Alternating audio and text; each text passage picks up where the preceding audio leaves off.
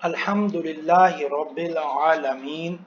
والصلاة والسلام علی سید الانبیاء والمرسلین اما بعد فاعوذ باللہ من الشیطان الرجیم بسم اللہ الرحمن الرحیم۔ میں ہوں ندیم حیدر اور آپ یوٹیوب کے اوپر میرا چینل ندیم حیدر کے نام سے دیکھ رہے ہیں۔ آج ہم انشاءاللہ تعالی اپنے ڈیلی ٹائم ٹیبل کہ how to set our daily time table in our life, یہ ہم دیکھیں گے۔ دیکھیں، لائف بہت قیمتی ہے، وقت بہت قیمتی ہے۔ جب ہم نے پہلے اپنے کیریئر کونسل کے حوالے سے یہ بات طے کی تھی کہ ہمیں اپنے ایمز، آبجیکٹیو اور گول سیٹ کرنے چاہیے، اور پھر جب ہم اپنے ایمز، گول، آبجیکٹیو سیٹ کرتے ہیں، پھر ہم نے اپنے اوقات کار کو کس طرح متعین کرنا ہے، بہت ضروری ہے۔ اگر ہم اپنے ڈیلی ٹائم ٹیبل نہیں بنائیں گے، اوقات کار ہم طے نہیں کریں گے، تو بہت مشکل ہے کہ ہم اپنا مقصد حاصل کر سکے زندگی کے اندر۔ دیکھیں، بزرگ فرماتے ہیں کہ کرنے والے کاموں کے اندر مشغول ہو جائیں، ورنہ آپ نہ کرنے والے کاموں کے اندر لگ جائیں گے۔ تو اس لیے ضروری ہے کہ اپنے جو لائف ہے اس کی وقت کو ہم پہچانیں، جو وقت ہے اس کی قدر کریں۔ دیکھیں، ایک لکڑہارے کو اس واقعے سے میں آپ کو ایکسپلین کروں گا کہ ایک لکڑہارے کو کہیں سے قیمتی ہیرا ملا۔ وہ بڑا خوش ہوا، کسی سونار کے پاس لے کر گیا کہ میں اس کی قیمت اس سے حاصل کرتا ہوں۔ سونار نے کہا کہ میں اس ہیرے کی قیمت ادا کرنے سے قاصر ہوں، تم شہر میں کسی بڑے سوداگر کے پاس لے جاؤ، وہ اس کی قیمت ادا کرے گا۔ وہ کسی بڑے شہر کے بڑے سونار کے پاس گیا، اس نے بھی اس ہیرے کی ویلیو کو دیکھا، تو اس نے کہا ہم میں سے کوئی بھی اس ہیرے کی قیمت کو ادا کرنے سے قاصر ہے، صرف بادشاہ وقت جو ہے اس ہیرے کی قیمت ادا کر سکتا ہے۔ وہ بادشاہ وقت کے پاس لے کر گیا، اس نے اپنے وزیروں سے پوچھا کہ اس کی ویلیو کیا ہے۔ انہوں نے بھی یہ بات کہی کہ یہ بادشاہ سلامت، یہ ہیرا بہت قیمتی ہے۔ ہاں، اس کی یہ صورتحال ہو سکتی ہے کہ آپ ایک وقت کے لیے اس کو اپنے خزانے کے اندر بھیج دیں اور اس کو کہیں کہ یہ جتنی بوریاں بھر سکتا ہے بھر کے لے جائے، یہ اس ہیرے کی قیمت ہے۔ چنانچہ یہ طے ہوا کہ ساری رات لکڑہارے کو دی جائے گی، یہ خزانے سے جتنی بھی بوریاں بھر سکے بھر لے، یہ اس ہیرے کی قیمت ہے۔ چنانچہ لکڑہارے کو بادشاہ سلامت نے اپنے خزانے کے اندر بھیج دیا۔ جب اس کو خزانے کے اندر لے کر گئے تو وہ حیران پریشان ہو گیا۔ سونے، ہیرے، جواہرات، ہر قسم کی جو ویلیو ہے ملک کی، وہ وہاں پر موجود تھی۔ اس نے وہاں پر گھومنا پھرنا شروع کر دیا۔ محل کے اندر اس نے بادشاہ کا جو محل کے اندر بستر تھا وہ بھی دیکھا۔ اس بہت خوش ہوا، اس نے کہا کہ دیکھیں، میرے پاس ساری رات ہے، میں اگر ایک بھی بوری بھر لوں تو میری آئندہ آنے والی نسلیں جو ہیں اس خزانے کو استعمال کر کے کھاتی رہیں گی۔ وہ دن کا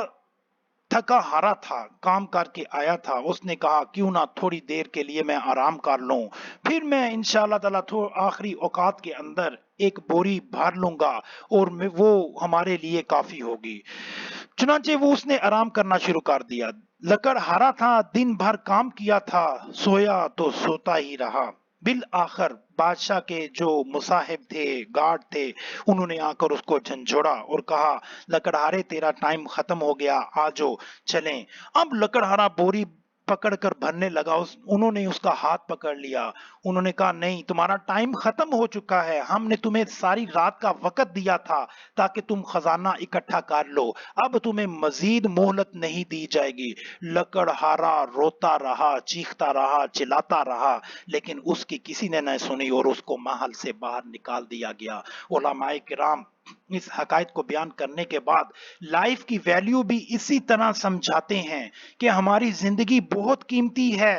اس کے بعد یا تو اعلیٰ زندگی ہے یا بدتر زندگی ہے۔ اب دیکھیں ہم نے یہ ڈیسائیڈ کرنا ہے کہ ہم نے اپنی لائف کو ویلیویبل بنانا ہے کہ نہیں۔ مسلمان کے لیے دنیا بھی طلب کرتا ہے، آخرت بھی طلب کرتا ہے۔ ربنا آتنا فی الدنیا حسنۃ وفی الآخرۃ حسنۃ وقنا عذاب النار۔ تو ہمیں تو یہی تلقین کی گئی ہے، اس لیے ہم نے کوشش کرنی ہے کہ ہم اپنی زندگی کو با مقصد بنائیں۔ بے مقصد ہوگی، کوئی ایم نہیں ہوگا، تو پھر ہم طرح طرح کے گلے شکوے کرتے ہیں کہ میں بور ہو گیا، میرا وقت پاس نہیں ہو رہا، میں بوریت کا شکار ہوں، ٹینشن ہے مجھے، طرح طرح کی پریشانیاں ہیں۔ تو جب ہم زندگی کو با مقصد نہیں بنائیں گے تو زندگی بور ہوگی، پریشانیاں ہوں گی، اور ہم طرح طرح کے ہیلے بہانے کریں گے، لیم ایکسکیوزز کریں گے۔ آئیے میں آپ کو آج چند ایک جنرل اصول پیش کرتا ہوں کہ کس طرح ہم اپنے روزانہ کے اوقات کار کو سیٹ کریں۔ یہ انشاءاللہ تعالی میں آپ کو آج جنرل اصول پیش کروں گا، چند ایک تھوڑی سی ڈیفرنسز کے ساتھ آپ اپنے متعلقہ جو ٹائم ٹیبل ہیں وہ سیٹ کر سکتے ہیں۔ یہ میں اوورآل سب کے لیے ایک عام اصول پیش کر رہا ہوں۔ دیکھیں، سب سے پہلے انشاءاللہ تعالی ہم نے سحری کے وقت اٹھنا ہے۔ کیا ہی اچھا ہو کہ تہجد کی نماز ادا کی جائے، اگر یہ نہیں ہو سکتا تو کم از کم ہم فجر کی نماز کے ساتھ اٹھیں، اذانوں کے ساتھ اٹھیں۔ بہت مبارک لمحات ہوتے ہیں، رب عز و جل کی رحمت چھما برس رہی ہوتی ہے۔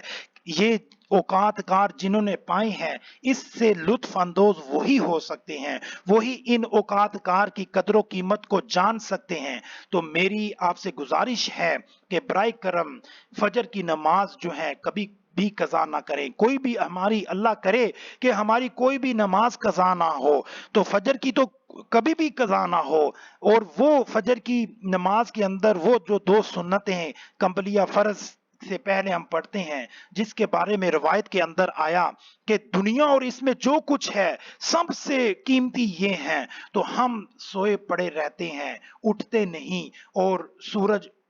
نکل آتا ہے اور 10 11 بجے تک، اور بعض اوقات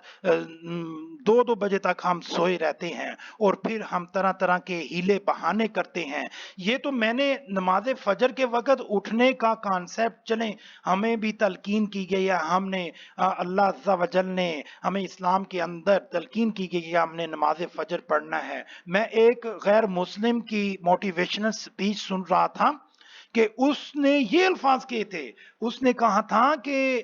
آپ یاد رکھیے گا کہ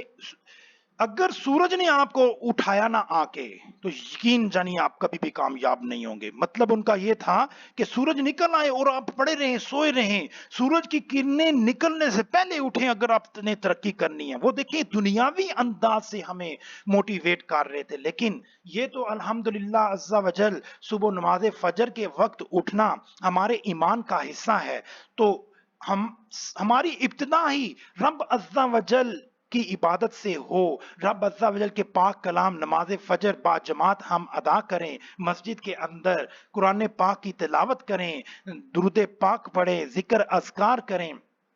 اور پھر ہم مارننگ واک پر جائیں، ایکسرسائز کریں۔ دیکھیں یہ اس چیز کا بہت فقدان ہے ہمارے ہاں۔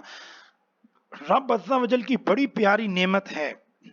آپ کبھی باہر نکلیں صبح کے وقت، اور صبح جس وقت سورج نکل رہا ہے اور سافٹ سی اس وقت دھوپ ہوتی ہے اور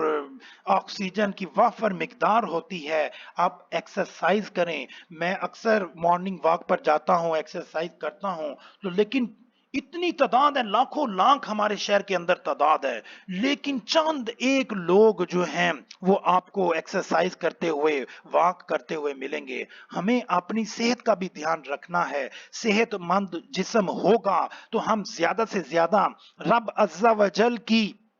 عبادت کرنے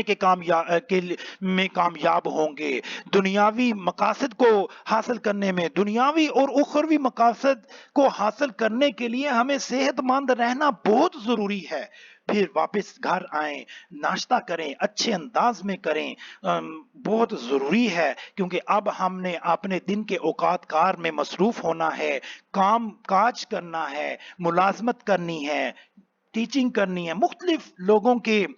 جو پروفیشن ہے اس کے اندر ہم نے مصروف ہونا ہے۔ بچے ہیں تو انہوں نے سکولوں میں جا کر پڑھنا ہے، سکول کالج یونیورسٹی میں جا کر پڑھنا ہے۔ ہر ایک کے لیے جو مختلف پروفیشن ہے، مختلف کام ہے آپ کرنے کے لیے، ظہر تک کی مصروفیت ہو سکتی ہے، عصر تک کی مصروفیت ہو سکتی ہے، یہ ہر ایک کے لیے مختلف ہے۔ پھر ہم نماز ظہر ادا کریں، نماز ظہر کے ساتھ ہم لنچ کریں، فروٹس وغیرہ دن کے اوقات کار میں کھائیں، کھانا نہیں بھی کھانا تو بعض اوقات لوگوں کی سلاد، فروٹ اور جوسز وغیرہ استعمال کرنے کی عادت ہوتی ہے، یہ آپ نے دیکھنا ہے، کوشش کرنی ہے آپ نے دیکھیں ناشتے میں، دوپہر کے کھانے میں، رات کے کھانے میں، برائے مہربانی یہ جو باہر سے کھانے ہیں، یہ پیزے وغیرہ اور یہ آرٹیفیشل جو بیکری آئٹمز ہوتے ہیں، ان سے، برگر سے پرہیز کریں، شوارما وغیرہ سے کوشش کریں کہ گھریلو بنے ہوئے بے شک سادہ کھانے کھائیں، انشاءاللہ تعالی ہم صحت مند رہیں گے، ہمارے لیے یہ فائدہ مند رہیں گے۔ اچھا، لنچ کرنے کے بعد پھر ہم نماز ظہر ادا کر لی، لنچ کر لیا، اب ہم آرام کریں۔ کیلولا کرنا ہمارے پیارے نبی کریم علیہ الصلوۃ والسلام کی بڑی پیاری پیاری سنت ہے، اور اگر ہم چاہتے ہیں کہ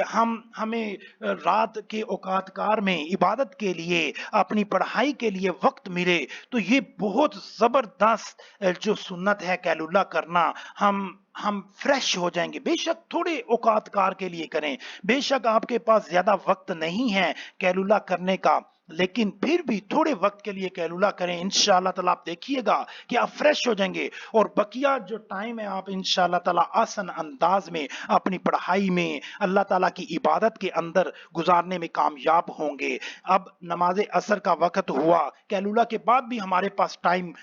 ہو سکتا ہے، یہ ہم نے اپنے جو روٹین کے حوالے سے دیکھنا ہے، اب ہم نے اسٹڈی کرنی ہے کہ گھریلو کام کے اندر مصروف ہونا ہے۔ نماز عصر ہوئی، با جماعت ہم ادا کریں، کوشش کریں، سب لوگ کوشش کریں، جو میل ہیں، مرد حضرات ہیں، کہ نماز با جماعت اوقات کار کے اندر جو ہیں اذان کے ساتھ ہی ہم ادا کریں مسجدوں کے اندر، اور جو بیویاں ہیں وہ گھروں کے اندر باقاعدگی کے ساتھ رب عز و جل کی نماز ادا کریں جو ہم پر فرض ہے۔ دیکھیں مسائل طرح طرح کے آ سکتے ہیں، اور ہمیں اکثر تلقین کی گئی ہے کہ نبی کریم علیہ الصلوۃ والسلام کے پاس کوئی لوگ آتے تو تنگیوں کا، مشکلات کا تذکرہ کرتے، تو آپ صلی اللہ علیہ وسلم انہیں 2 رکعت نماز ادا کرنے کی تلقین کرتے اور دعا کرنے کی تلقین کرتے۔ تو صبر اور نماز سے مدد لینے کا تو ہمیں قرآن پاک کے اندر بھی ہدایت کی گئی ہے، تو اگر مشکلات نہ بھی آئیں پھر بھی رب عز و جل کی ہم نے 5 وقت کی نماز ادا کرنی ہے، اور اگر آ جائیں تو اپنی مشکلات رب عز و جل کے سامنے پیش کریں، انشاءاللہ تعالی ہماری وہ مشکلات دور ہوں گی۔ نماز عصر کے بعد ہمارے پاس اسٹڈی کا ٹائم ہو سکتا ہے، ہم اپنے خاندان کو ٹائم دے سکتے ہیں،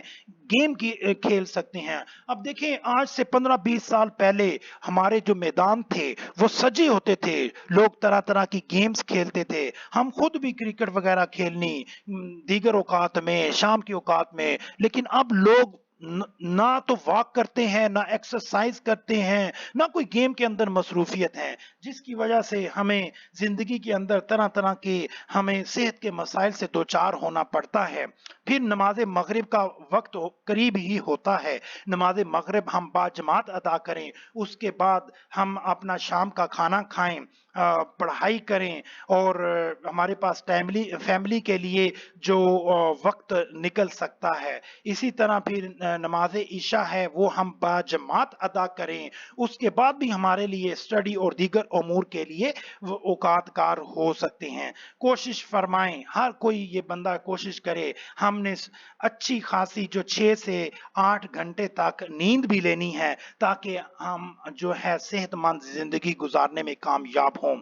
یہ بات ہمیشہ یاد رکھیے گا، ہم اپنے جو بھی اوقات کار سیٹ کریں، جو بھی ہم اپنے ایمز، گولز، آبجیکٹیو سیٹ کریں، اس کے لیے پرسسٹنس، ثابت قدمی، ہمیں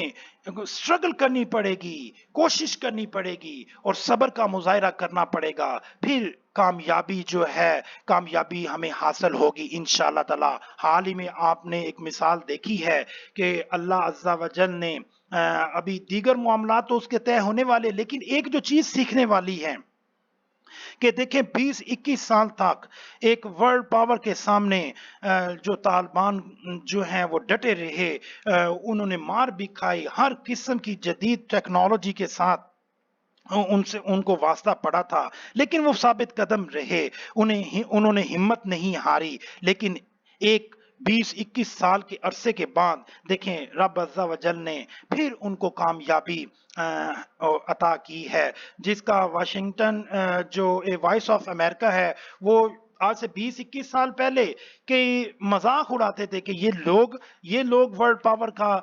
جو ہے وہ مقابلہ کریں گے، اقبال کے شعر کے حوالہ دیتے ہوئے کہ مومن ہے بے تیغ لڑتا ہے سپاہی، وہ جو علامہ اقبال کا شعر ہے اس کا حوالہ دے کر انہوں نے کہا کہ یہ اب لڑ کے دکھائیں، اسلحے کے بغیر لڑ کے دکھائیں، اور پھر بھی دیکھیں ان کے پاس اتنا جدید ٹیکنالوجی نہیں تھی، لیکن پھر بھی وہ ثابت قدم رہے اور انہوں نے رب عز و جل نے ان کو کامیابی عطا کی۔ اسی طرح مذہبی تحریکیں ہوں، پولیٹیکل جو تحریکیں ہوں، سیاسی تحریکیں ہوں معاشرے کے اندر، جو اپنی ثابت قدمی دکھاتے ہیں، ڈٹے رہتے ہیں، رب عز و جل ان کو کامیابی دیتا ہے۔ تو ہمیں بھی لائف کے اندر ہمارے جو بھی مقاصد ہوں زندگی کی میں، دنیاوی یا دینی، ان کے حصول کے لیے ہمیں ثابت قدم رہنا پڑے گا، ہمیں کوشش کرنی پڑے گی، ہمیں صبر کا مظاہرہ کرنا پڑے گا، پھر جا کر کامیابی